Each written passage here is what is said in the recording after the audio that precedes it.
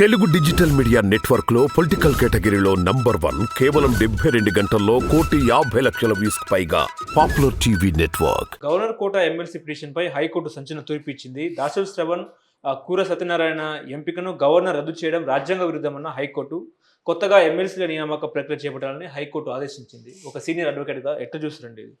ఈ హైకోర్టు తీర్పుతోటి నేనైతే ఇంకా చదవలేదు, కానీ మీరు చెప్పిన భావం అదైతే మాత్రం నేను ఆ తీర్పుతోటి ఏకీభవించను. ఓకే. కారణం ఏంటంటే ఎమ్మెల్సీల ఎన్నిక అనేది ఆర్టికల్ 171 ప్రకారం జరుగుతుంది. 171 దాంట్లో మీకు ఎమ్మెల్యేల కోటా ఉంటుంది. మొత్తం ఆ సభలో ఉన్న 1/3 మెంబర్లని వాళ్ళు ఎన్నుకుంటారు. స్థానిక సంస్థల కోటా ఉంటుంది, వాళ్ళు కూడా 1/3 మెంబర్స్ని ఎన్నుకుంటారు. అట్లాగే ఏంటంటే వీరు ఉపాధ్యాయుల కోటా ఉంటుంది, టీచర్స్ కాన్స్టిట్యున్సీస్ అని, అట్లాగే గ్రాడ్యుయేట్స్ కాన్స్టిట్యున్సీ. వీళ్ళందరి పోను మిగిలిన ఒక 1/3 ఆఫ్ ది మెంబర్స్ని ఎమ్మెల్సీ కోటా. ఇప్పుడు ఎమ్మెల్యేల కోటా ఎవరు ఎన్నుకుంటున్నారు? ఎమ్మెల్యేలు ఎన్నుకుంటారు. స్థానిక సంస్థల కోటా ఎవరు ఎన్నుకుంటారు?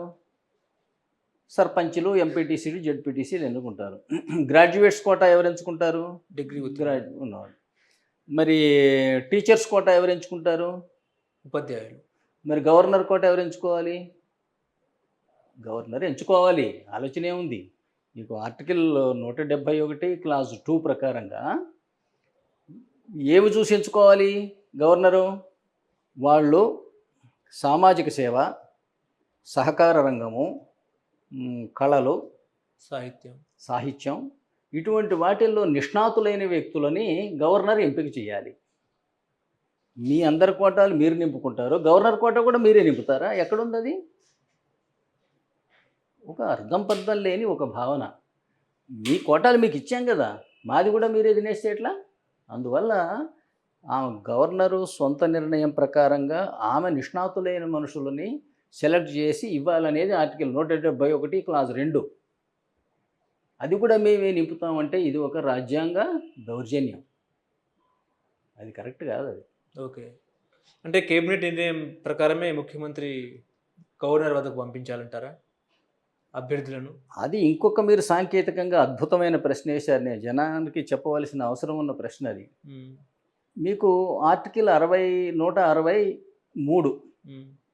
మరియు 166 ఈ రెండిట్లో ఏముంటుంది అంటే, 163లో ఏముంటుందంటే గవర్నర్కి సలహాలు ఇచ్చి సహాయపడటానికి రాష్ట్ర మంత్రివర్గం ఉండగలదు. ఓకే. సలహాలు ఇచ్చి సహాయపడటం. కింద ఏముంటుందంటే గవర్నర్ యొక్క స్వీయ విచక్షణ అవసరమైన విషయములలో సలహాలు ఇవ్వడానికి వీల్లేదు అని ఉంటుంది. ఆమె విచక్షణ అవసరమైన విషయాల్లో వీళ్ళు సలహాలు ఇవ్వకూడదు. అట్లాగే ఆర్టికల్ 166లో ఏంటంటే గవర్నరు మంత్రులకి విధులు కేటాయించటం. విధులు కేటాయించేటప్పుడు మళ్ళీ అక్కడ అదే చెబుతుంది, గవర్నరు విధులను మంత్రులకు కేటాయిస్తాడు. తన స్వీయ విచక్షణ అవసరమైన విషయాలు తప్ప మిగతావి మాత్రమే వాళ్ళకి కేటాయించవలెను అని అందులో ఉంటుంది. అంత క్లియర్గా ఉన్నా కూడా మరి భారతదేశంలో ఇట్లా జరగటం ఏంటంటే ప్రజల యొక్క దురదృష్టం అది. అసలు తెలుగులో ఉన్న రాజ్యాంగం ఇంటింటికి పంచినా బాగుండేది. అందువల్ల ఏంటంటే వీళ్ళు చెప్పినట్టు వాళ్ళు వినాలంటాం కాదు, అసలు చెప్పే అర్హత లేదు వీళ్ళకి. ఇప్పుడు గవర్నర్ యొక్క స్వీయ విచక్షణ అవసరమా కాదా? మీరు పలానా సబ్జెక్టులో నిష్ణాతులవునా కాదా అంటే స్వీయ విచక్షణ అవసరమే కదా. అందువల్ల అట్లాంటి వాటిల్లో వీళ్ళకి సలహాలు ఇచ్చే అధికారం లేదు అని ఆర్టికల్ 163, 166 స్పష్టం చేస్తూ ఉన్నాయి. అందువల్ల ఇది తప్పు పద్ధతి. ఓకే. బేనామీ అవుతుంది. ఇప్పుడు మీరు చేసే పని నేను చేసేసి అయితే అది బేనామీ కిందకి వస్తుంది. It's not correct. ఓకే.